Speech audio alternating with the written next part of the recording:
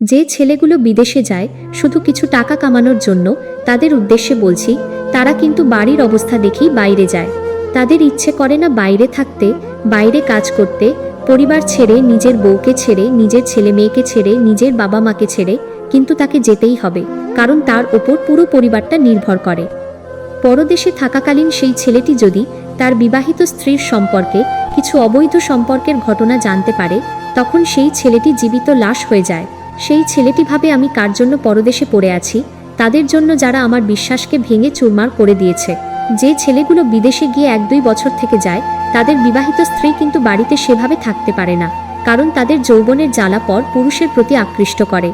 সেই বিবাহিত স্ত্রীদের বলি, বোন, তোমার জন্যই এতদিন ধরে তোমার স্বামী পরদেশে পড়ে আছে, যাতে তুমি একটু ভালো থাকো।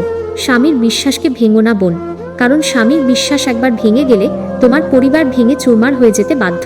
যে মেয়েগুলো যৌবনের নেশা আর টাকাকে ভালোবাসে, দেখবে তাদের সংসার বেশি দিন টিকেনি।